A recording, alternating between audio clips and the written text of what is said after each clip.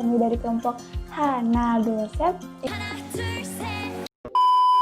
yang beranggotakan saya sendiri nih loh. Saya Sufeni. Saya Windy. Saya Priadi. Saya Reza.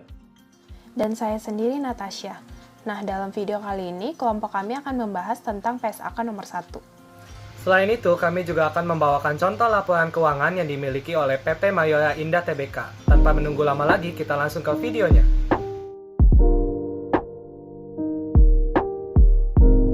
Halo, saya Sufeni dengan NIM 2019-50259. Ingin menjelaskan yang ada di slide pertama, yaitu laporan keuangan. Laporan keuangan adalah suatu penyajian terstruktur dari posisi keuangan dan kinerja keuangan suatu entitas. Maksudnya adalah laporan yang berisi segala macam transaksi yang melibatkan uang, baik transaksi pembelian maupun penjualan dan kredit. Biasanya laporan ini dibuat dalam periode tertentu. Penentuannya ditentukan oleh kebijakan perusahaan apakah dibuat setiap bulan atau setiap 1 tahun sekali. Terkadang perusahaan juga menggunakan keduanya. Selanjutnya ada tujuan laporan keuangan, yaitu memberikan informasi mengenai posisi keuangan, kinerja keuangan, dan arus kas entitas yang bermanfaat bagi sebagian besar kalangan pengguna laporan dalam pembuatan keputusan ekonomi. Lebih mudahnya, laporan keuangan ini dibuat semata untuk mengetahui kondisi finansial perusahaan, sehingga pihak atasan bisa mengevaluasi dengan tepat jika kondisi keuangan usaha mengalami masalah. Di slide selanjutnya, ada informasi apa saja yang disajikan dalam laporan keuangan. Yang pertama, ada aset. Aset bisa berarti kekayaan yang dimiliki suatu individu maupun entitas yang diharapkan dapat memberi manfaat usaha pada masa depan. Yang kedua, ada liabilities, yang berarti utang keuangan atau kewajiban yang harus dibayar perusahaan yang ditimbulkan dalam menjalankan bisnis. Yang ketiga, ada ekuitas. Ekuitas merupakan harta bersih yang bersumber dari investasi pemilik perusahaan dan juga hasil dari aktivitas usaha perusahaannya. Yang keempat adalah pendapatan dan beban termasuk keuntungan dan kerugian. Yang kelima ada kontribusi dari dan didistribusikan kepada pemilik dalam kapasitasnya sebagai pemilik. Dan yang keenam ada arus kas. Untuk aset, liabilitas, ekuitas, dan seterusnya akan ada penjelasan lengkapnya di slide selanjutnya oleh teman saya. Kemudian ada komponen laporan keuangan. Yang pertama, laporan keuangan yang lengkap terdiri dari laporan posisi keuangan, yaitu neraca pada akhir periode. Kemudian ada laporan laba rugi komprehensif selama periode, laporan perubahan ekuitas selama periode, laporan arus kas selama periode, dan catatan atas laporan keuangan berisi informasi ringkasan kebijakan, akuntansi penting, dan informasi penjelasan lain. Laporan posisi keuangan pada awal periode komparatif yang disajikan ketika entitas menerapkan suatu kebijakan akuntansi secara retrospektif atau membuat penyajian kembali pos-pos laporan keuangan atau ketika entitas mengklarifikasi pos-pos dalam laporan keuangannya. Yang kedua, entitas menyajikan semua komponen laporan keuangan lengkap dengan keutamaan yang sama. Yang ketiga, manajemen entitas bertanggung jawab atas penyusunan dan penyajian laporan keuangan. Di slide selanjutnya ada karakteristik umum dari laporan keuangan itu sendiri. Yang pertama, penyajian secara wajar dan kepatuhan terhadap standar akuntansi keuangan. Di dalamnya itu ada menyebutkan secara eksplisit kepada kepatuhan terhadap SAK dan kepatuhan terhadap PSAK yang memberikan pemahaman yang salah. Kondisi ini itu jarang terjadi, tapi mungkin saja bisa terjadi. Lalu yang kedua, kelangsungan usaha. Laporan keuangan disusun berdasarkan asumsi kelangsungan usaha, mengungkapkan fakta jika terjadi pelanggaran asumsi. Yang ketiga ada dasar aktual. Dasar aktual ini sendiri adalah pendapatan dan biaya yang diakui atau dicatat pada saat terjadinya transaksi tanpa memperhatikan apakah terjadi penerimaan atau pengeluaran kas. Yang keempat ada material dan agregasi. Artinya, pos-pos yang material disajikan terpisah dalam laporan keuangan, sedangkan yang tidak material digabungkan dengan jumlah yang memiliki sifat atau fungsi yang sejenis. Laporan keuangan itu kan merupakan hasil dari pemrosesan sejumlah transaksi atau peristiwa lain yang diklasifikasikan sesuai sifat atau fungsinya. Tahapan akhir dari proses penggabungan dan klasifikasian adalah penyajian dalam laporan keuangan. Jika suatu klasifikasi pos tidak material, maka dapat digabungkan dengan pos lain yang sejenis dalam laporan keuangan atau dalam catatan atas laporan keuangan. Yang kelima, saling hapus. Tidak boleh kecuali disyaratkan atau diizinkan oleh PSAK itu sendiri. Entitas tidak boleh melakukan saling hapus atas aset dan liabilitas atau pendapatan dan beban, kecuali diizinkan oleh PSAK. Entitas melaporkan secara terpisah untuk aset dan liabilitas serta pendapatan dan beban. Yang keenam, ada frekuensi pelaporan, biasanya itu tahunan. Yang ketujuh, informasi komparatif dari periode sebelumnya. Ketentuan penyajian informasi komparatif tersebut harus sesuai dengan pengaturan dalam PSAK nomor 1 mengenai penyajian laporan keuangan. Informasi kuantitatif dalam laporan keuangan diungkapkan secara komparatif dengan periode sebelumnya untuk seluruh jumlah yang dilaporkan dalam laporan keuangan periode berjalan kecuali dinyatakan lain oleh SAK. Informasi komparatif yang bersifat naratif dan deskriptif dari laporan keuangan periode sebelumnya diungkapkan kembali jika relevan untuk pemahaman laporan keuangan periode berjalan. Kemudian yang kedelapan ada konsistensi penyajian dan klasifikasi. Yang dimaksud di sini adalah kesamaan dalam klasifikasi akun yang ada dalam laporan keuangan yang biasanya diterbitkan dalam bentuk perbandingan 2 tahun. Nah, penjelasan tentang laporan keuangan sudah selesai. Di slide selanjutnya ada penjelasan tentang laporan laba rugi yang akan dijelaskan oleh teman saya. Terima kasih. Halo, perkenalkan, nama saya Muhammad Reza Triandoko dengan NIM 2019-50282. Saat ini saya akan menjelaskan tentang salah satu komponen laporan keuangan, yaitu laporan laba rugi. Apa sih laporan laba rugi itu? Laporan laba rugi adalah salah satu laporan keuangan suatu perusahaan di mana dalam laporan tersebut menunjukkan pendapatan dan pengeluaran perusahaan selama periode tertentu. Dan juga laporan tersebut menunjukkan bagaimana pendapatan itu diubah menjadi laba bersih atau net income. Bis itu fungsi laporan laba rugi. Fungsi laporan laba rugi ini ada banyak, tapi yang utamanya ini ada 3. Yang pertama, mengevaluasi kinerja perusahaan. Dengan adanya laporan laba rugi, kita bisa tahu perusahaan tuh berkinerja baik atau buruk. Kalau misalnya dia menghasilkan laba, berarti tandanya dia berkinerja baik. Kalau dia menghasilkan rugi, berarti dia berkinerja buruk. Terus yang kedua, menyajikan dasar untuk memprediksi kinerja yang akan datang. Maksudnya itu kan laporan laba rugi itu kan dibuat setiap tahun.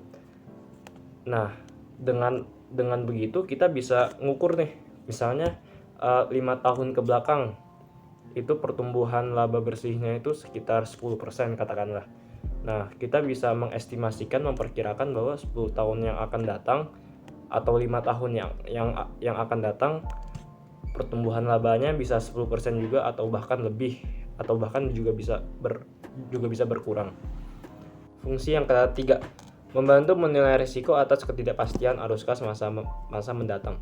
Maksudnya ini adalah di mana laporan laba rugi ini bisa kita jadikan sebagai alat dalam mengukur risiko.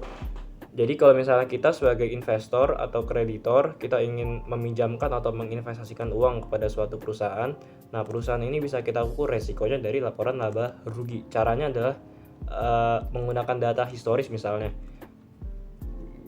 Misalnya kita melihat 5 tahun ke belakang. 5 tahun ke belakang perusahaan tersebut selalu untung besar bahwa. Nah, kalau dengan begitu kita bisa sebagai investor bisa menilai nih bahwa resiko berinvestasi di perusahaan ini kecil. Berbeda dengan perusahaan yang naik turun, kadang untung, kadang rugi, bahwa investor bisa berasumsikan berinvestasi di perusahaan ini beresiko besar. Lalu slide selanjutnya ada komponen laporan laba rugi. Komponen laporan laba rugi ini ada 4. Ada pendapatan, beban, keuntungan, kerugian, dan yang terakhir laba. Pendapatan adalah pemasukan yang dihasilkan dari operasi bisnis normal dan termasuk diskon dan potongan untuk barang dagangan yang dikembalikan. Maksudnya dari operasi bisnis normal itu ya seperti perusahaan dagang ya normalnya menjual barang dagang, perusahaan jasa menjual jasa, service revenue, perusahaan dagang sales revenue, nah gitu-gitu. Bis itu diskon tuh maksudnya tuh kan kalau misalnya pelanggan melunasi lebih cepat akan mendapatkan diskon. Lalu di slide berikutnya ada beban. Beban adalah biaya yang dikeluarkan perusahaan untuk menghasilkan pendapatan. Contohnya itu ada harga pokok penjualan, beban administrasi, beban penjualan, dan lain-lain. Harga pokok penjualan tuh maksudnya tuh contohnya kayak barang dagangan yang kita beli dari supplier, itu contohnya. Itu beban administrasi itu contohnya gaji pegawai kantor, depresiasi gedung kantor. Lalu ada juga beban penjualan contohnya gaji sales, komisi sales, itu termasuk beban penjualan. Lalu di slide berikutnya ada keuntungan atau kerugian, gain or loss. Ini tuh merupakan pendapatan atau beban yang didapat di luar operasi normal perusahaan. Dan juga sifat dari gain or loss ini nggak rutin. Contohnya itu kayak penjualan aset tetap, keuntungan kerugian penjualan aset tetap, keuntungan kerugian dari yang belum terrealisasi. Itu kan bersifat nggak rutin, nggak tiap tahun. Bis itu di slide berikutnya. Nah, terakhir laba. Laba merupakan jumlah yang dihitung sebagai penjualan dikurangi harga pokok penjualan, beban penjualan, beban administrasi, biaya operasi, penyusutan, bunga, pajak, dan biaya lainnya. Jadi awalnya dari pendapatan lalu dikurangin semua beban. Nah, nanti hasil akhirnya akan menjadi laba atau net income. Lalu di slide berikutnya penyusunan laporan laba rugi. Yang pertama itu yang paling pertama itu ada pendapatan. Setelah pendapatan ada harga pokok penjualan. Pendapatan dikurangin harga pokok penjualan, jadinya laba kotor. Laba kotor dikurangin beban administrasi, beban penjualan, plus minus pendapatan dan beban lainnya, gain or loss yang tadi itu. Nah, itu jadinya laba operasi. Laba operasi dikurangi beban bunga menjadi laba sebelum pajak. Laba sebelum pajak dikurangin beban pajak, jadilah yang terakhir laba bersih. Lalu di slide terakhir kita sajikan contoh laporan laba rugi dari PT Mayora Indah Tbk. Seperti yang bisa kita lihat di laporan keuangannya, PT Mayora Indah laporan laba ruginya sudah sesuai dengan PSAK 01 yang kita bahas tadi. Namun bedanya mereka ada penghasilan atau rugi komprehensif lain. Oke, sekian dari saya dan akan dilanjutkan oleh teman saya. Saya Nilurista Ayu Puspita akan menjelaskan tentang laporan perubahan ekuitas. Nah, kita harus tahu nih apa sih tujuan dari laporan ini. Laporan ini bertujuan untuk agar perusahaan dapat menggambarkan peningkatan maupun penurunan dari aktiva bersih dalam periode tertentu dengan prinsip pengukuran tertentu untuk dianut. Nah, kita akan membahas laporan perubahan ekuitas itu menunjukkan total laporan laba rugi komprehensif selama suatu periode yang didistribusikan kepada pemilik entitas, induk, dan pihak non-pengendali. Yang kedua, untuk tiap komponen ekuitas, pengaruh penerapan retrospektif. Yang ketiga, rekonsiliasi antara saldo awal dan saldo akhir periode yang timbul dari laba, pos pendapatan komprehensif, dan transaksi dengan pemilik. Selanjutnya, ada jumlah dividen yang diatribusikan kepada pemilik dan nilai dividen per saham. Diungkapkan dalam catatan atas laporan keuangan. Nah, apa aja sih dari komponen daripada laporan perubahan ekuitas ini? Yang pertama itu ada modal awal, yang kedua itu ada pengaruh perubahan kebijakan akuntansi, yang ketiga itu ada pengaruh koreksi kesalahan periode sebelumnya, keempat ada saldo yang disajikan kembali, yang kelima ada perubahan modal saham, yang keenam ada dividen, yang ketujuh ada laba rugi untuk periode tertentu.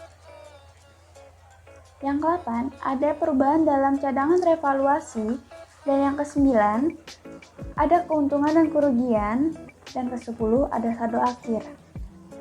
Nah, di slide selanjutnya ada tentang laporan perubahan ekuitas. Yang pertama itu ada menunjukkan total laba rugi komprehensif selama suatu periode yang didistribusikan kepada pemilik entitas, induk, dan pihak non-pengendali. Yang kedua, ada untuk tiap komponen ekuitas pengaruh penerapan retrospektif. Yang ketiga, ada rekonsiliasi antara saldo awal dan akhir periode yang timbul dari laba, pos pendapatan komprehensif, dan transaksi-transaksi dengan pemilik. Yang keempat, ada jumlah dividen yang diatribusikan kepada pemilik dan nilai dividen per saham. Diungkapkan dalam catatan atas laporan keuangan. Bagaimana contoh laporan perubahan ekuitas? Setelah kita membahas laporan laba rugi, selanjutnya kita akan membuat laporan perubahan modal atau ekuitas. Yang pertama itu, seperti contoh di sini ada PT Mayora. Kita akan membuat judul atau dari apa sih nama PT yang kita ingin buat untuk laporan ini. Dan selanjutnya ada nama dari laporan perubahan ekuitas itu sendiri, dan untuk periode berapa tahun kita akan membuat laporan ini.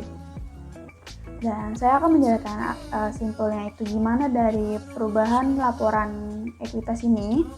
Yang simpelnya itu ada modal ditambah laba bersih setelah pajak, kita akan mendapatkan hasilnya. Setelah itu kita dikurangi oleh price dan kita akan mendapatkan modal akhir. Nah, di sini di PT Mayora ini sudah dijelaskan. Nah, di slide selanjutnya ada PT Mayora Indah Tbk dan entitas anak, laporan perubahan ekuitas konsolidasi. Nah, di sini tuh ada saldo pada tanggal 1 Januari 2018. Nah, di sini di sebelah kanan ini ada modal ditempatkan dan disetor, ada tambahan modal disetor, ada selisih kurs penjabaran entitas anak luar negeri. Nah, di sini tuh ada saldo laba atau retained earnings yang telah ditentukan penggunanya dan yang belum ditentukan penggunanya. Selanjutnya ada jumlah ekuitas, ada kepentingan non pengendali, dan ada jumlah ekuitas atau total equity. Nah, dari saldo pada tanggal 1 Januari 2018 ini kita tambahkan dengan penghasilan atau rugi komprehensif. Nah, di sini kita bisa bagi ada laba tahun berjalan, ada penghasilan atau rugi komprehensif lain. Nah, di sini kita bagi lagi, ada pengukuran kembali liabilitas imbalan kerja jangka panjang, dan ada selisih kurs penjabaran entitas anak luar negeri. Setelah kita tambahkan dan kita kurangi dari selisih kurs ini, kita mendapatkan jumlah penghasilan komprehensif. Nah, selanjutnya kita akan tambahkan dengan dividen tunai yang dibayarkan oleh perusahaan. Setelah itu ditambahkan lagi dividen tunai yang dibayarkan oleh entitas anak. Terus ada cadangan umum. Nah, selanjutnya kita akan mendapatkan saldo pada tanggal 31 Desember 2018 atau kita mendapatkan saldo akhir dari 2018. Selanjutnya kita akan membahas 2019 di slide selanjutnya. Sama aja kayak tadi, yaitu ada penghasilan atau rugi komprehensif. Dan selanjutnya kita tambahkan ada laba tahun berjalan, ada pengukuran kembali liabilitas imbalan kerja jangka panjang, dan selisih kurs penjabaran entitas anak luar negeri. Kita kurangkan dan kita akan mendapatkan jumlah penghasilan komprehensif. Setelah itu kita tambahkan dengan dividen tunai yang dibayarkan oleh perusahaan. Setelah itu kita akan tambahkan lagi dengan dividen tunai yang dibayarkan oleh entitas anak. Setelah itu kita akan tambahkan lagi dengan cadangan umum, maka kita akan mendapatkan saldo pada tanggal 31 Desember 2019, atau artinya kita akan mendapatkan saldo akhir dari 2019 ini.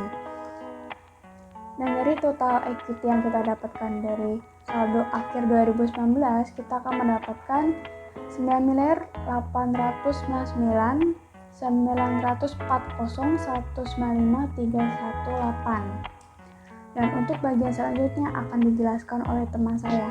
Selanjutnya saya Natasha akan membahas tentang laporan posisi keuangan atau yang sering disebut juga sebagai neraca. Neraca ini adalah laporan keuangan yang menyajikan aktiva, kewajiban, dan modal perusahaan pada tanggal tertentu. Contohnya itu ada akhir bulan, akhir semester, atau akhir tahun. Neraca ini merupakan sumber informasi utama tentang posisi keuangan perusahaan, karena neraca ini merangkum elemen-elemen yang berhubungan langsung dengan pengukuran posisi keuangan, yaitu ada aktiva, kewajiban, dan ekuitas.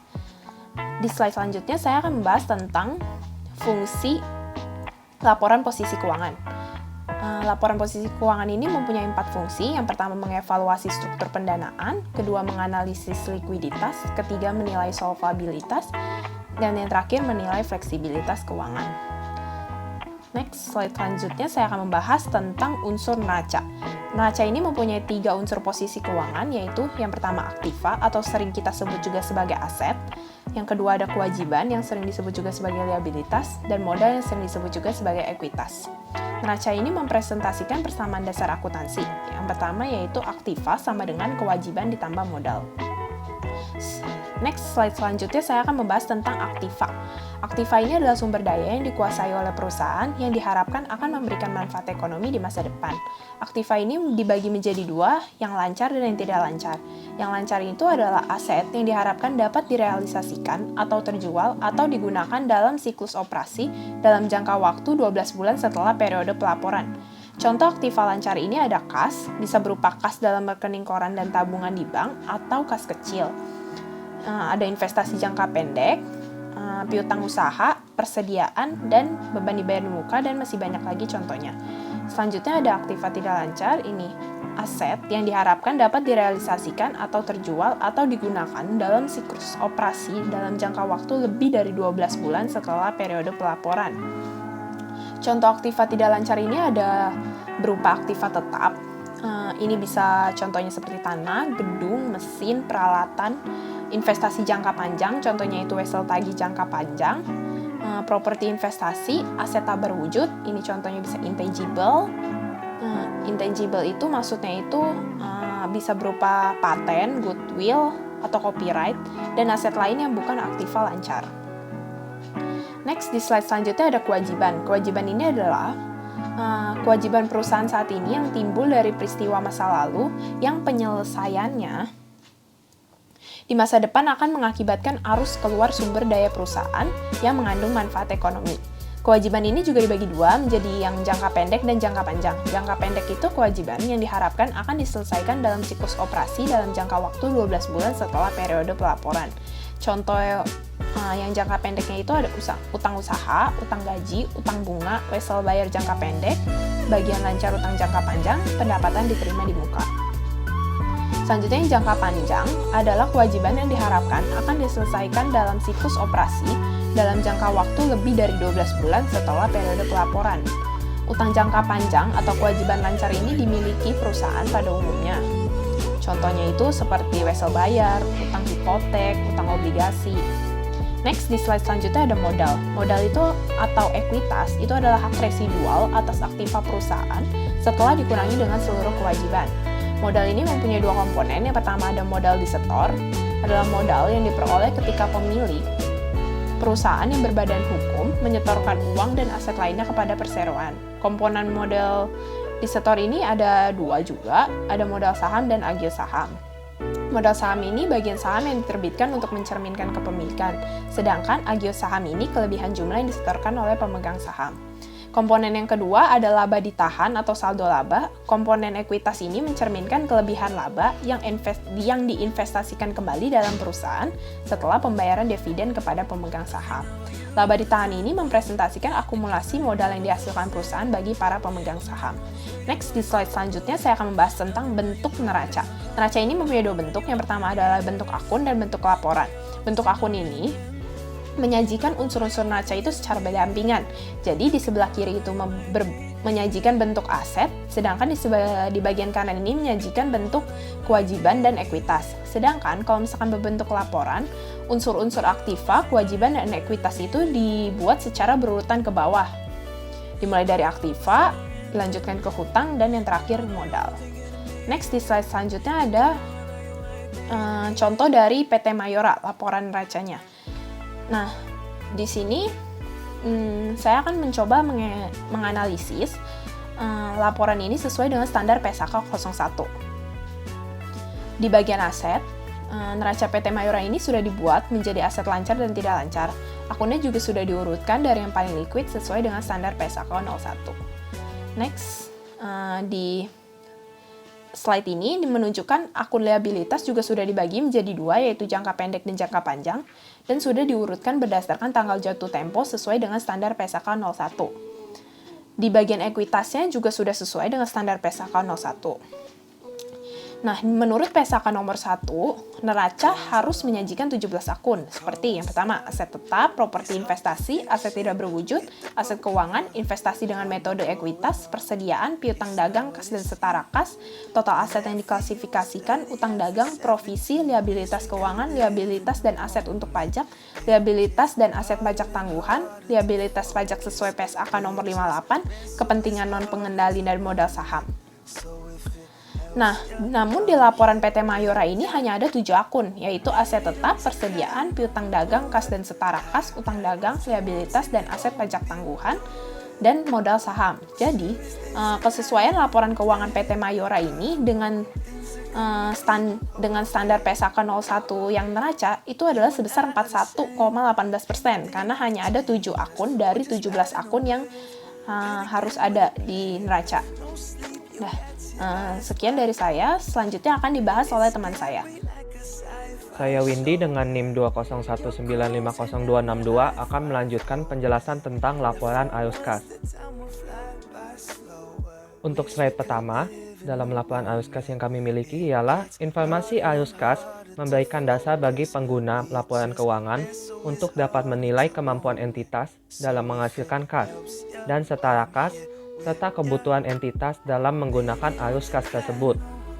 PSAK 2 ini mengatur tentang persyaratan penyajian dan pengungkapan informasi arus kas. Untuk PSAK 1 sebenarnya tidak dibahas terlebih lanjut mengenai laporan arus kas, namun kita akan memberikan informasi yang mungkin saja berguna untuk melanjutkan pembelajaran di PSAK 2. Untuk slide selanjutnya, terdapat 3 aktivitas dalam arus kas. Yang pertama ialah kegiatan operasi, yang kedua adalah kegiatan investasi, dan yang ketiga adalah kegiatan pendanaan. Untuk slide selanjutnya ialah terdapat 2 metode dalam mencatat laporan arus kas. Yang pertama adalah metode langsung, dan pengertian untuk metode langsung ialah metode ini kelompok utama dari penerimaan kas bruto dan pembayaran kas bruto yang diungkapkan. Untuk metode yang kedua, ada metode tidak langsung. Metode ini merupakan laba atau rugi bersih yang disesuaikan dengan mengoreksi pengaruh transaksi yang bersifat non-kas, penangguhan atau akrual dari penerimaan atau pembayaran kas untuk operasi di masa lalu dan masa depan, dan pos penghasilan atau beban yang berhubungan dengan arus kas investasi atau pendanaan. Untuk slide contohnya, laporan arus kas yang telah kami ambil adalah dari PT Mayora Indah Tbk. Untuk penjelasan mengenai laporan arus kas ialah arus kas dari kegiatan operasi ini biasanya disajikan paling awal, lalu diikuti oleh arus kas dari kegiatan investasi dan kegiatan pendanaan. Total arus kas bersih dari kegiatan-kegiatan tersebut adalah kenaikan atau penurunan bersih dalam kas untuk periode tertentu. Saldo kas pada awal periode ditambahkan ke kenaikan atau penurunan dalam kas bersih, sehingga menghasilkan saldo kas pada akhir periode. Dan saldo kas akhir di laporan arus kas sama dengan kas yang dilaporkan dalam neraca yang telah dibuat oleh perusahaan. Dengan melaporkan arus kas dari kegiatan operasi, investasi, dan pendanaan, hubungan yang signifikan di dalam dan di antara masing-masing kegiatan dapat dievaluasi oleh perusahaan. Sebagai contoh, penerimaan kas dari penerbitan obligasi dapat dikaitkan dengan pembayaran kembali atas pinjaman ketika keduanya dilaporkan sebagai kegiatan pendanaan, seperti yang dimiliki PT Mayora tersebut. Demikian juga dengan pengaruh dari masing-masing jenis kegiatan terhadap arus kas yang dapat diidentifikasi. Hal ini memungkinkan investor dan kreditor untuk mengevaluasi pengaruh serta laba perusahaan terhadap arus kas. Kemampuannya untuk menghasilkan arus kas guna membayar dividen dan utang juga dapat diidentifikasi. Format seperti ini berlaku untuk laporan arus kas perusahaan jasa, perusahaan dagang, dan perusahaan manufaktur. Nah, dalam PT Mayora Indah Tbk ini, kita memperoleh kas bersih dari aktivitas operasi, lalu juga kas bersih dari aktivitas investasi, dan kas bersih dari aktivitas pendanaan. Sehingga dari ketiga kas bersih tersebut kita mendapatkan kenaikan bersih kas dan setara kas yang menghasilkan kas dan setara kas pada awal tahun ditambahkan yang menjadi kas dan setara kas pada akhir tahun, sehingga perusahaan mengalami peningkatan dalam laporan arus kasnya. Demikian penjelasan tentang laporan arus kas yang selanjutnya akan dilanjutkan oleh teman saya. Perkenalkan, nama saya Priadi dengan NIM 2019-50261. Saya akan menjelaskan tentang catatan atas laporan keuangan. Pengertiannya, catatan atas laporan keuangan itu adalah suatu bagian yang tidak bisa dipisahkan dari laporan keuangan secara keseluruhan. Laporan keuangan yang harus dilengkapi dengan catatan atas laporan keuangan memuat tentang berbagai informasi yang bisa mempermudah pemakai untuk memahami isi dari laporan tersebut. Hal tersebut dikarenakan laporan keuangan menyajikan tentang berbagai informasi yang sangat rentan terhadap terjadinya suatu kesalahpahaman dari para pemakainya. Kesalahan tersebut terjadi dikarenakan persepsi yang berbeda. Oleh karena itu, dibutuhkan suatu bagian penjelasan secara umum dan bereferensi ke dalam berbagai pos laporan keuangan. Hal tersebut bertujuan untuk mencegah terjadinya suatu kesalahpahaman atas laporan keuangan. Berikut fungsi dari catatan atas laporan keuangan, yaitu yang pertama, menyajikan informasi tentang metode atau landasan dasar apa yang dipakai dalam melakukan perhitungan atau penyusunan laporan keuangan. Kedua, menyajikan informasi umum tentang gambaran umum perusahaan. Yang ketiga, menyajikan informasi tentang ekonomi makro dan kebijakan fiskal. Yang keempat, menyajikan suatu ikhtisar terhadap sukses tidaknya target keuangan dari perusahaan selama periode tertentu. Yang kelima, memberikan informasi tentang kendala dan permasalahan yang terjadi pada saat mencapai tujuan atau target perusahaan. Yang keenam itu menjelaskan atau menjabarkan berbagai pos yang disajikan dalam laporan keuangan secara rinci. Terus ada jenis-jenis catatan dalam CALK. Jenis-jenisnya itu yang pertama, ringkasan mengenai kebijakan akuntansi yang signifikan. Yang kedua, informasi untuk menjelaskan jumlah saldo yang terdapat dalam laporan keuangan. Yang ketiga, informasi yang berhubungan dengan berbagai hal yang tidak dapat dilaporkan dalam laporan keuangan karena tidak memenuhi kriteria pengakuan, namun tetap dipertimbangkan sebagai hal yang signifikan bagi para pemakai dalam mengambil berbagai keputusan. Yang terakhir, yang keempat, informasi tambahan yang diberikan oleh FASB atau Financial Accounting Standard Board untuk dapat memenuhi prinsip akuntan yang pengungkapan penuh atau full disclosure principle. Sekian dari presentasi saya dan kelompok saya. Terima kasih. Nah, itu dia tadi pembahasan mengenai PSAK 1 serta penjelasan mengenai laporan keuangan yang dimiliki oleh PT Mayora Indah Tbk. Thank you for watching. Jangan lupa like, comment, and share ke teman-teman kalian ya. Bye-bye.